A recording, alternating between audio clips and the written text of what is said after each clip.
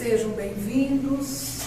Mais uma vez estamos aqui reunidos nesse trabalho das palestras virtuais. E primeiramente eu convido a todos para que juntos possamos unir os nossos pensamentos, nossos sentimentos, agradecendo a Deus Pai pelo dom da vida, pela oportunidade de estarmos aqui reunidos, com a finalidade do aprendizado e do aprimoramento moral. Que Deus, nosso Pai, ilumine a nossa mente e o nosso coração. Que assim seja, graças a Deus. Eu sou Marinês, trabalhadora desta casa, do Centro Espírita Apóstolos do Bem, de Indaiatuba, São Paulo. E o tema de reflexão de hoje é melhorar para progredir. Poderíamos começar fazendo esta pergunta: qual é a finalidade do homem no planeta Terra? O nosso companheiro saudoso, Seu Dias, ele sempre dizia nas suas palestras essas palavras: na carruagem do tempo, como o combustível da imortalidade e a mecânica da reencarnação, somos todos viajores rumo à perfeição. Então nós podemos ainda acrescentar que na trajetória evolutiva nós precisamos melhorar para progredir. Então aí está a lei do progresso. Mas como? Por onde começar? Então vamos encontrar as respostas nos princípios básicos da doutrina espírita, principalmente na lei da reencarnação, também em O Livro dos Espíritos, na terceira parte, que trata das leis morais, e ainda neste livro de Divaldo Pereira Franco, pelo espírito de Joana de Ângeles, também que trata das leis morais. Então nós sabemos que pelas portas benditas da reencarnação, nós estagiamos aqui no planeta Terra através de sucessivas encarnações em busca do quê? Do aprendizado, do aprimoramento moral, intelectual, espiritual. Então nós buscamos o progresso e a nossa evolução. Somos espíritos e necessitamos progredir. Essa é a nossa meta. E nós podemos analisar o progresso sob os mais variados aspectos. Como? Através das civilizações, onde o homem cada vez mais alcança suas conquistas, as suas invenções, descobertas. O progresso é incessante, não retrocede. Onde o homem sofre a influência do meio em que vive, adapta-se a ele e também o modifica. Mas nem todos progridem da mesma forma e ao mesmo tempo. Os mais esclarecidos devem ajudar os menos adiantados, através do relacionamento, do convívio social e da solidariedade. Na história da humanidade, o progresso intelectual tem precedido o progresso moral. Por quê? Os maiores obstáculos desse progresso moral do homem são exatamente o orgulho e o egoísmo. Infelizmente, o homem cada vez mais se deixa levar pela ambição do poder, pelas riquezas materiais, desenvolve sim a sua inteligência, mas se corrompe pelos gozos terrestres, ignorando o sentimento de amor e os valores morais da vida. A reencarnação, que sabemos que é um dos princípios fundamentais da doutrina espírita, devemos entendê-la também como sinônimo de progresso. Somos espíritos em evolução e somente através das sucessivas encarnações, como dissemos, é que poderemos evoluir, progredir, porque cada existência é mais uma oportunidade que temos para quê? Para resgatar débitos e adquirir conhecimento, errar menos, aprender mais. E nós, como encaramos o progresso? Então, se falarmos do progresso científico, constatamos valiosas conquistas nos mais diferentes setores, seja no campo da ciência, da astronomia, da tecnologia, da medicina, da informática.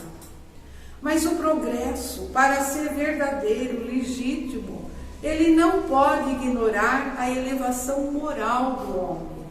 E o homem, para progredir efetivamente, ele precisa tanto do desenvolvimento intelectual como do desenvolvimento moral.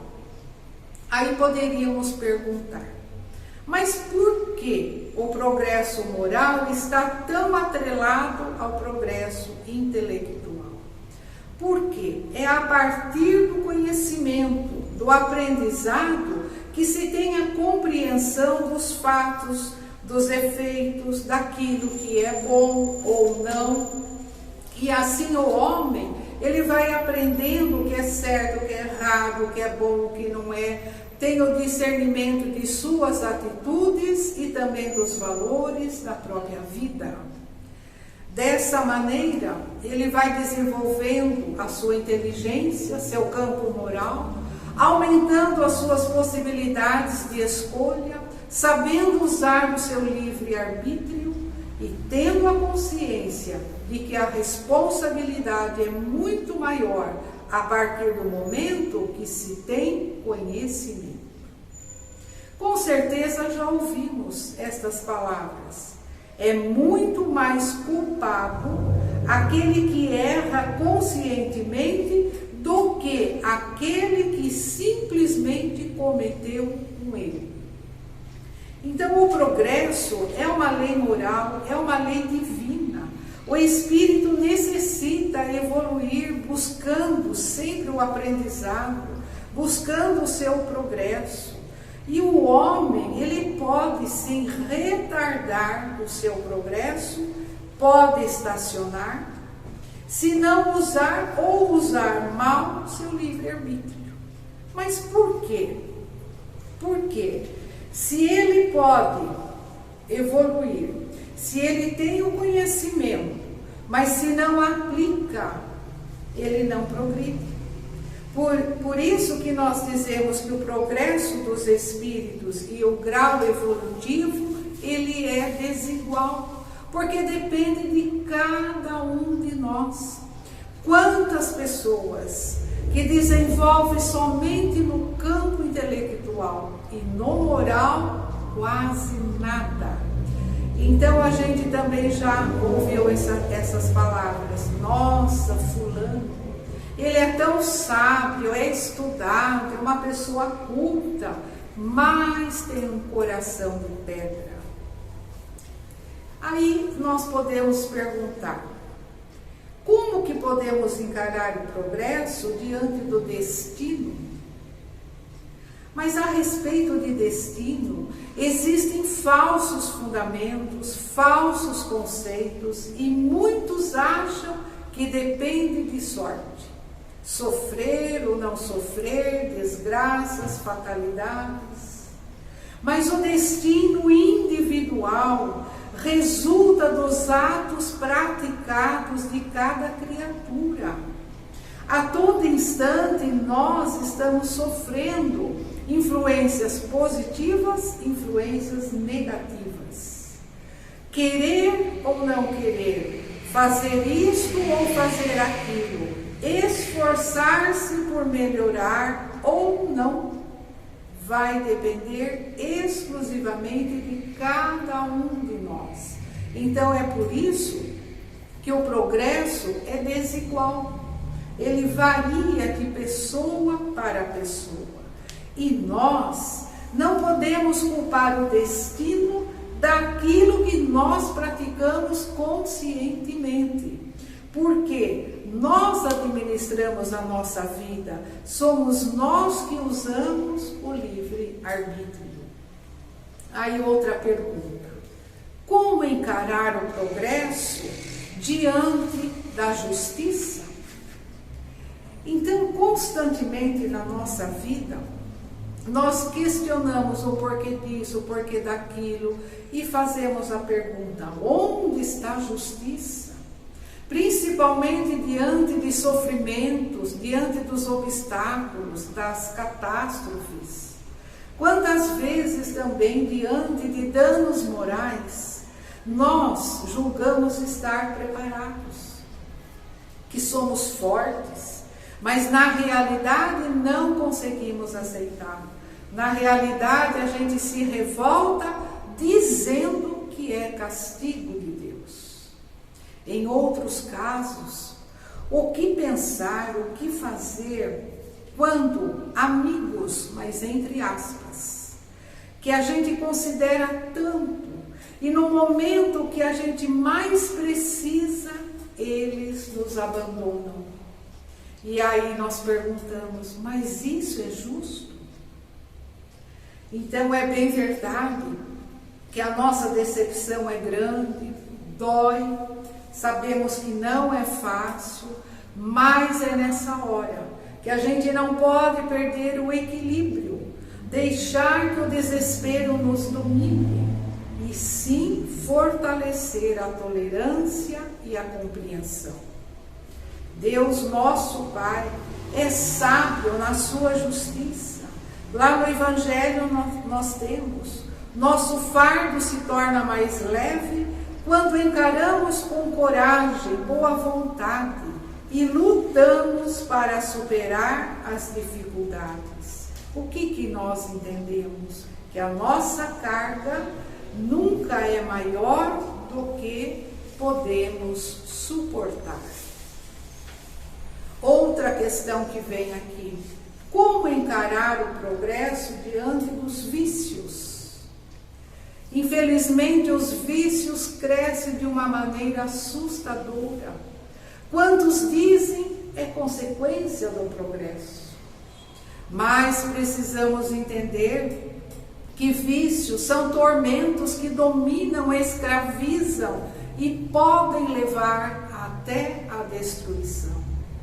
Os maus hábitos decorrem da insensatez e da permissividade social, onde os padrões da boa conduta, da boa educação deixam muito a desejar. Não há limites, tudo pode, tudo é bonito, tudo é permitido, tudo é chique, é moda, é status. Então, muitas vezes, uma taça de bebida, repetidas vezes, transforma-se em um veículo de dependência alcoólica martirizante. Às vezes, um cigarro começa por uma brincadeira, uma distração e torna-se um vício dominador, difícil de ser superado.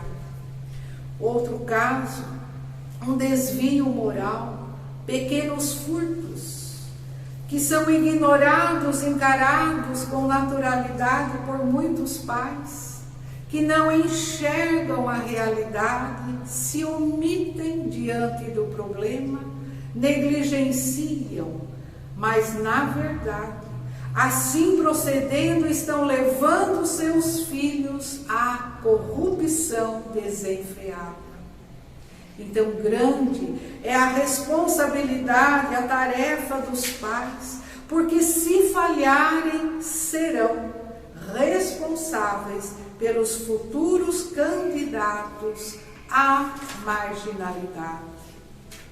Chico Xavier nos alerta e disse essas palavras: pais, não abandonem seus filhos, pois os traficantes os adotam. Então, nossos compromissos morais devem ser sérios, firmes, para que não venhamos a ser mais uma vítima dos vícios sociais dos delitos morais. Outra questão que vem aqui para que a gente possa refletir: como encarar a dor diante do progresso? Então, as dores, doenças, enfermidades irreversíveis, as perturbações psíquicas, mutilações físicas, não são castigos, como ainda muitos acham, mas podem ser consequências dos abusos cometidos em encarnações passadas ou até mesmo na presente, devido ao mau uso do livre-arbítrio.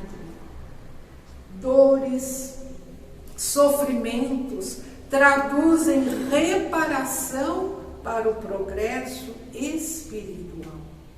Quantas famílias que conhecemos, que convivem com pessoas com doenças físicas ou mentais, necessitando de todo cuidado, de dedicação, durante anos e anos. Aí muitos questionam: por que tudo isso? Por que tantos anos de sofrimento? Ou outros casos ainda, daqueles que retornam ao plano espiritual de surpresa. Uma pessoa saudável que desencarna repentinamente vítima de um acidente, de um ataque cardíaco, deixando seus entes queridos inconformados, perdidos e desolados. Então, esses acontecimentos, que ocorrem, não acontecem por acaso. As pessoas envolvidas não são vítimas que estão sofrendo injustamente, mas são espíritos que reencarnam no mesmo grupo familiar para juntos resgatarem seus débitos, visando aprendizado e progresso para todos. Aí vem aquelas palavras que a gente conhece tanto: colhemos ou replantamos, ou a semeadura é livre, mas a colheita é obrigatória. Eu separei aqui para nós também um texto, talvez você já tenha ouvido, é muito interessante, e quem nos contava, quem relembrava também era uma nossa antiga companheira da casa. E a história chama-se A Cruz. E diz assim: um homem julgava sua cruz muito pesada. Fazia a jornada da vida entre os demais, carregando de má vontade os próprios problemas e dificuldades. Pensou muito em como amenizar o seu fardo e um dia descobriu que podia serrar um pedaço da sua cruz. Isso o satisfez por certo tempo, até que de novo decidiu: mas por que não facilitar a minha vida? Eu sou livre para fazer o que bem entender com a minha cruz. E ligando a intenção ao ato, cerrou mais um pedaço da cruz. Os anos foram passando. Muitos pedaços foram cortados. Por fim, o homem leva uma minúscula cruz. Mas, chegando ao final da viagem, pararam todos à margem de uma grande vala. No outro lado, um benfeitor deu as boas-vindas a todos e assim instruiu-os: deponham suas cruzes sobre a vala. É a medida exata para servir de ponte para cá. Mas cada um só pode atravessar pela própria cruz. Então esse irmão, que se julgava esperto, olhou a largura da vala, comparou com a sua pequena cruz, olhou para o benfeitor que lhe disse: é pena, você deve voltar para juntar todos os pedaços cerrados, para emendá-los e trazer a sua cruz inteira. Aí acaba a história. Então, o que nós entendemos disso? Às vezes, parece que é tão difícil visualizar o que a vida nos oferece, porque a gente se depara diariamente com problemas, sejam financeiros, emocionais, sentimentais, de saúde, de relacionamento. Quantas vezes a gente se acha perdido, desiludido, porque não alcançou o desejado? Julgamos que a gente fez e nada realizamos. Às vezes a gente cai em desequilíbrio, em pensamentos, comportamentos negativos. E por aí vai.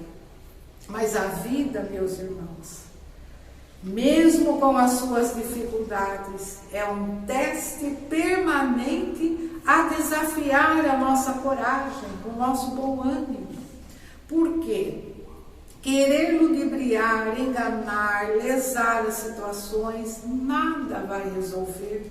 E sim complicar ainda mais, porque teremos consequências maiores e desagradáveis.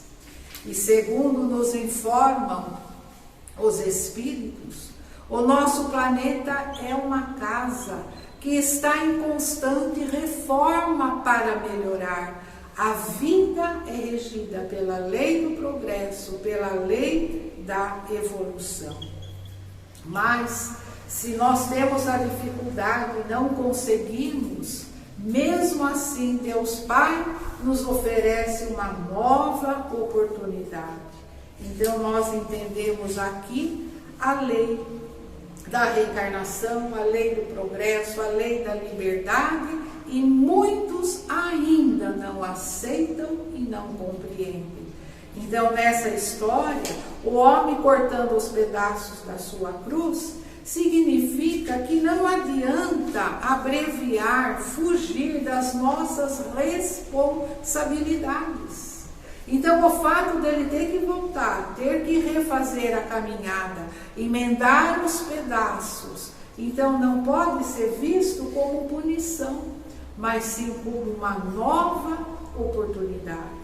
Então não sejamos omissos, negligentes diante da vida, porque cada existência, cada encarnação é uma concessão divina que nos permite novo recomeço.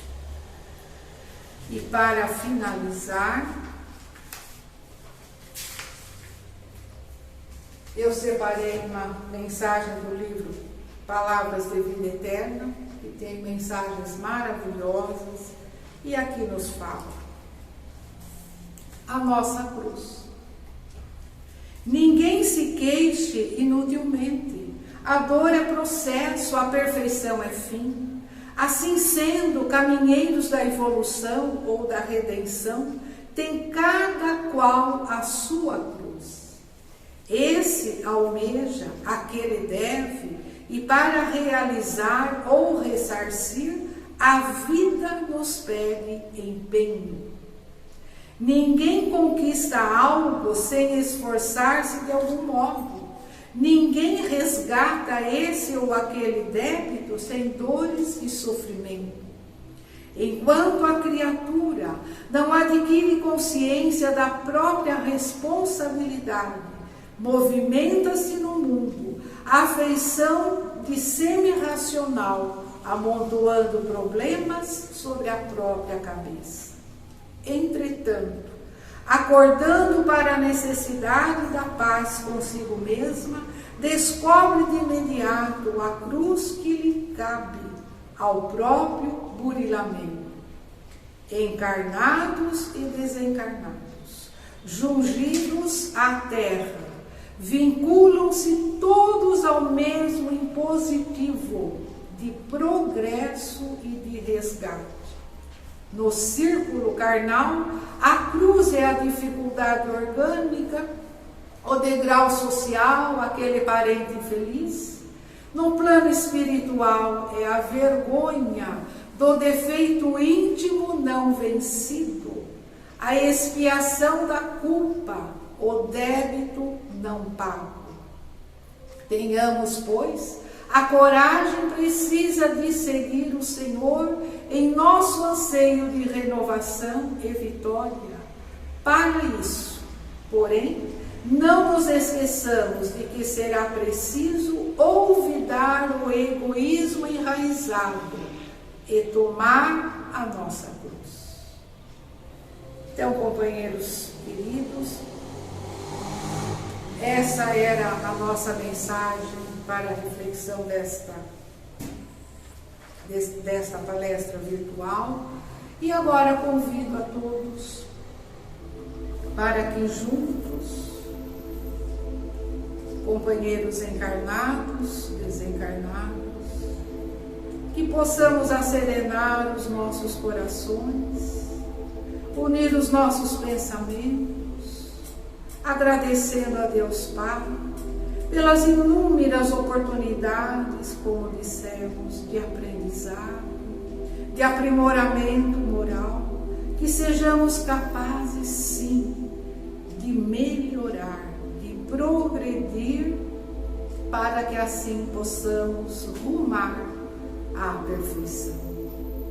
E nesse momento, nós pedimos ao Pai, às entidades espirituais que aqui se fazem presentes, que possamos envolver a todos com as vibrações amorosas, fraternas, especialmente aos irmãos que vivem em asilos, orfanatos, penitenciárias, aqueles que se encontram no leito de dor, aqueles que passam por dificuldades, que eles recebam, Pai, o nosso amparo, a vibração, e recebam também o amparo material e espiritual, e que nesse momento sintam-se amparados, fortalecidos.